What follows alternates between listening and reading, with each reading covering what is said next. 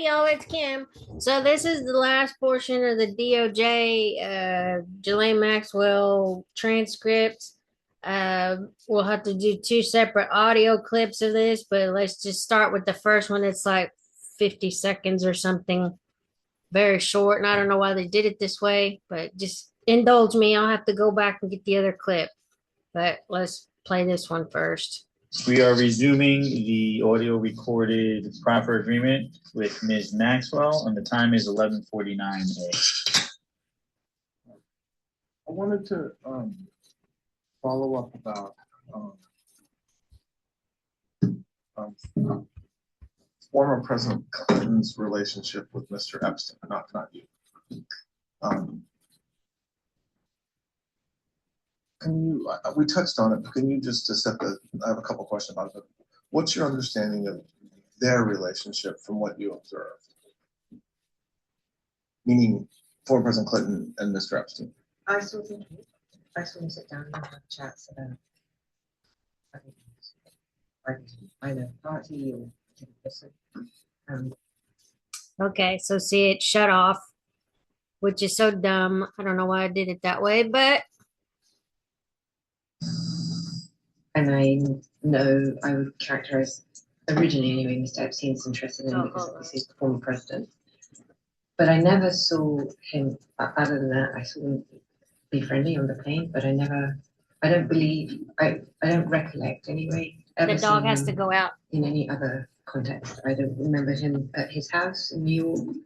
Like I said, I don't believe he ever went to the island. I think that was just that was a story that. Do you know one way or the other whether their relationship continued without you, like when you kind of moved on past Mr. Epstein? I don't believe so. Why do you say that you don't believe so? Because I don't think they had a relationship even when I worked there. President Clinton liked me and we got along terribly well. But I never saw that warmth or that warmth, like, or how you want to characterize it, with Mr. Epstein and Mr. Clinton. So I didn't see that. I didn't see any interest in. I didn't see President Clinton being interested in Epstein. He was just a rich guy with a kid. When the Southern District of New York case kind of became public and there was a search warrant of Mr. Epstein's house, there was some sort of painting or picture of Mr. Clinton in like a blue dress that had been signed. Do you know where he got that picture? Or that painting? First I saw it was in the press. So you never observed that in his No. brownstone? No. I thought it was hideous. What's that again? I thought it was hideous. But you had never, so you don't know sitting here today where Mr. Epstein got it, No. the circumstance in which he got it. No. Do you know of any other gifts or paraphernalia or art or pictures that former President Clinton gave to Mr. Epstein? No.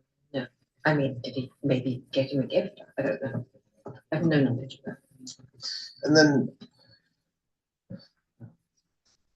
going back to the topic we were talking about before our last break, well, when you said something yesterday at the very beginning of our conversation, that when you first met Mr. Epstein and you ultimately have sex with him, that he had, I'll use the word erectile dysfunction, but he had issues having sex. That's what he told me. That's what he told you. Yes. Okay. And then over the years, you said sometime in the 90s, you started taking testosterone. Yes. I don't know if it was in the 90s. I don't remember when he started, but it wasn't. He had patches, testosterone patches. Okay. Dermal. Like on his arm. Yes. Okay. And then he was ridiculous because you shouldn't take more than one, but sometimes he had like, well, I'm like, what are you doing? It's like unhealthy. Okay. From what you observed or saw or heard, did he continue to have challenges sexually over the years, or do you think that whatever issue he told you he had was fixed? I think it was a lie. You think he was lying about what? About his erectile dysfunction. Oh, you mean you never, you don't think he ever had any issues? You think he just told you that? That is what I believe today. But given, if any of the stories are true, he couldn't have had erectile dysfunction. The thing had a priapism. Well, that's one of the reasons for my question. I mean, you're right. I mean, and again, we've talked about this a fair amount, but what did? Okay, and if you don't know what a priapism is, you better look it up. But basically, priapus, I think, wound up being cursed with a hard, erect member. We'll just call it that. I don't know the whole story, but priapism is like a constant, unusable erect member. Just put it that way. I'm just sorry. I'm just gonna go. Just look it up. There's something about a curse. That's all I know. Like the stories of what masseuses underage and overage have said about him are, you know, and what he liked or what he demanded that they do, whether it's watching him masturbate or pinching his nipples, you know, kind of things that are unusual. Do you believe that? Like, do you, from what you saw, from what you observed, from what you did when you're in a relationship with him, is that true? Well, the bulk of what I read, he did not have sex. So that is consistent with what he told me, actually. And his masturbating, that is also consistent with what I knew myself. And I'm going to use a bad word. Please, you can use whatever word you need. Yes. Blowjob. Okay. He liked blowjobs. Okay. That I did observe. And he didn't seem to have any erectile dysfunction for blowjobs, but sex he didn't have. So when I read the stories about the allegations of sexual rape, I find that challenging because that was not his modus operandi, from my perspective. But when you read about blowjobs, that would be consistent with kind that of would what be you. consistent, as would masturbation. Yes. Did you talk to masseuses or women that either he was in a relationship with or who asked you about working with him? Did you tell them, yes, he likes blowjobs, yes, he'll masturbate in front of you? Like, did you have conversations with any of those, with women, about what Mr. Epstein liked or what would make him happy or things like that? I don't have any memory of telling anybody about that. I think I may have joked, like saying on the guard, you know, like from a Sex and the City scene. Oh, that he's, but not. I never instruct the question you're asking me. So let's just be clear. Did I ever instruct anyone how to pleasure Mr. Epstein? Your question, no. And you said this earlier, but I want to just, you kind of said it on your own. I want to ask the question just so I make sure that there's no confusion.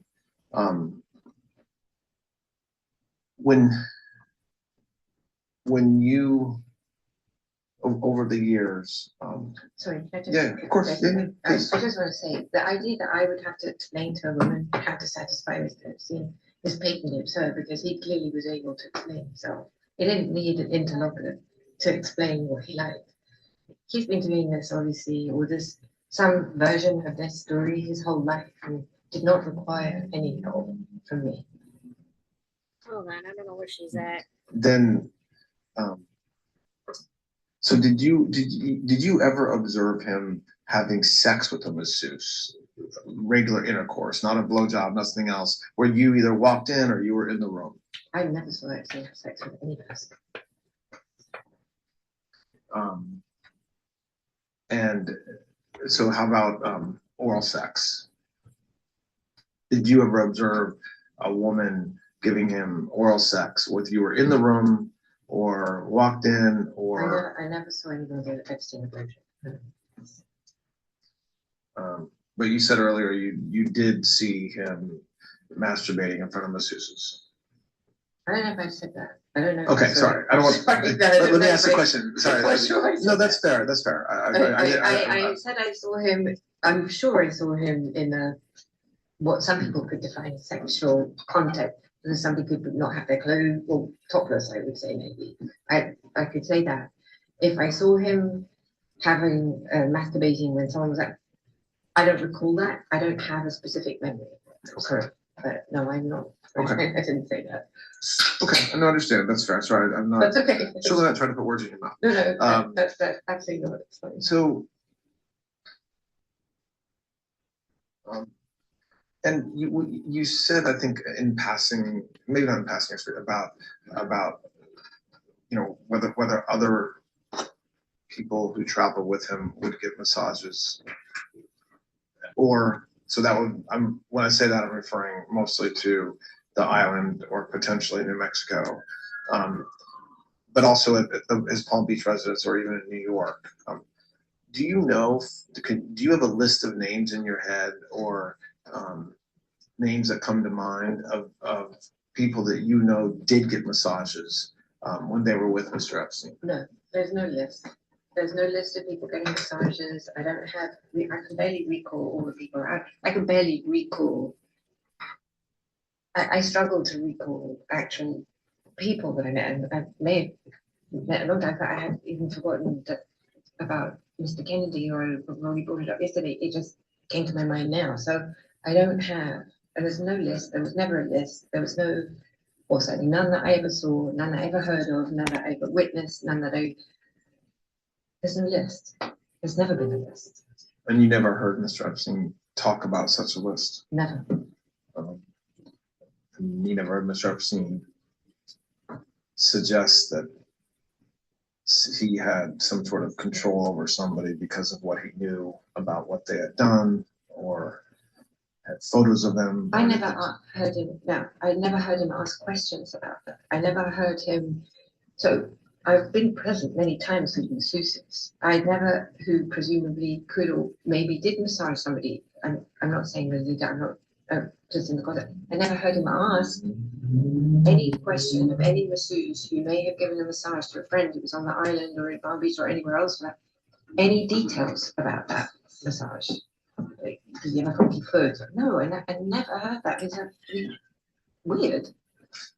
And I think at one of the breaks today, your lawyer may have showed you something that just came out in the paper, I think this morning or last night, a letter that is attributed to you, associated with this birthday book from 2003 that we talked about yesterday. Did you see that letter? I did.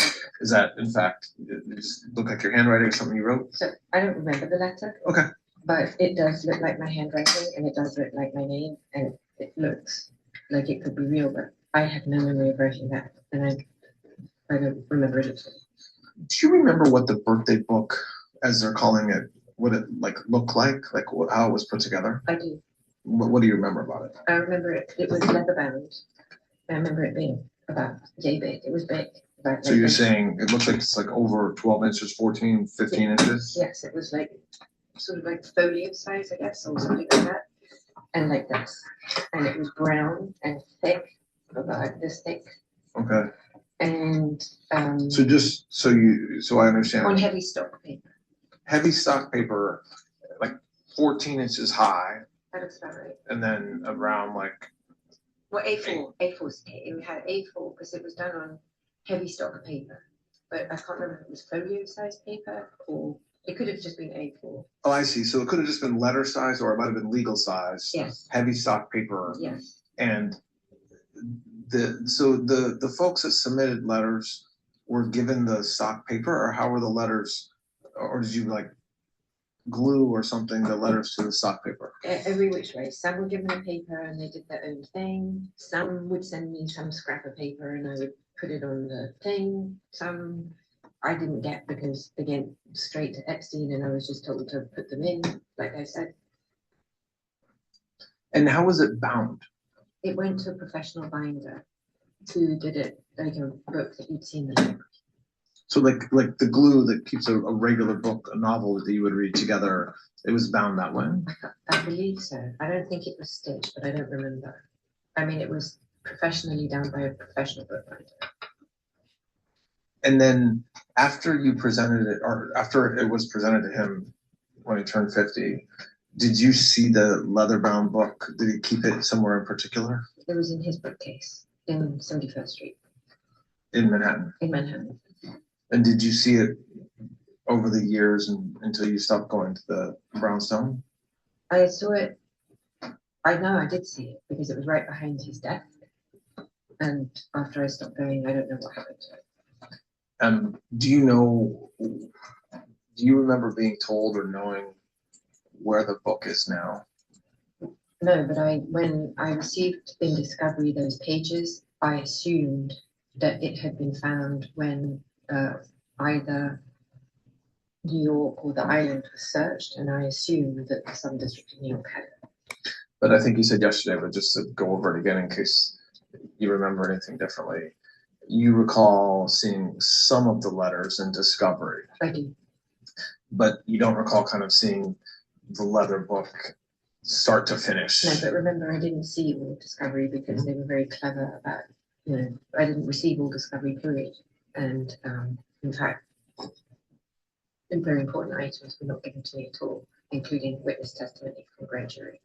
So you don't know one way or the other whether it was part of Discovery. You just know that you didn't get it. It wasn't part of Discovery that was given to you. Correct.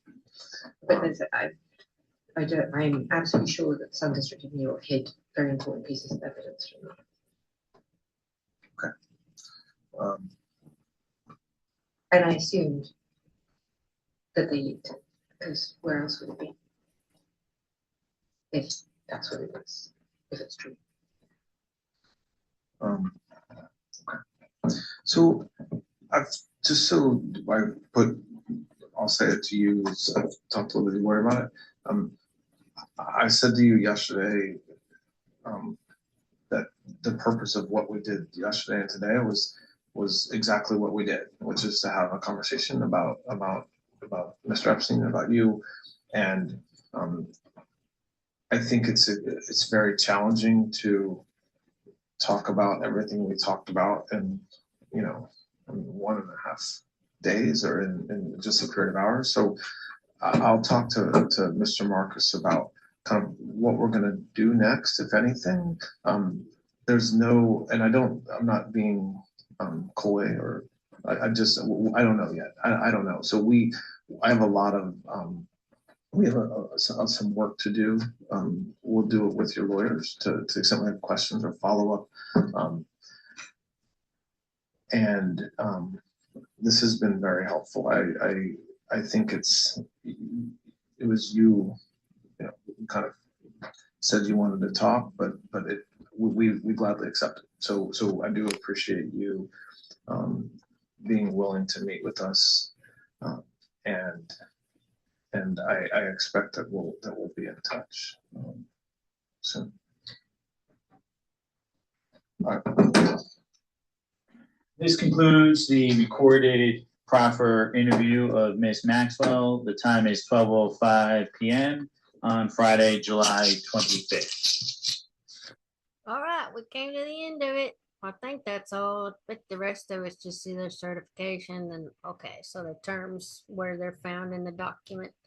Anyway, I hope y'all enjoyed listening and watching, and hopefully you got some benefit out of it. And sorry about the describing the priapism, but anyway, I just thought I'd have to tell you that's what it is. But I will talk to y'all later. I've got some more stuff to upload onto Rumble because YouTube already has a lot of my stuff. But anyway, stuff that maybe other people haven't seen yet. And hopefully, I won't be banned over there, shadow banned, whatever you want to say. I will talk to y'all later. Have a good afternoon. Bye.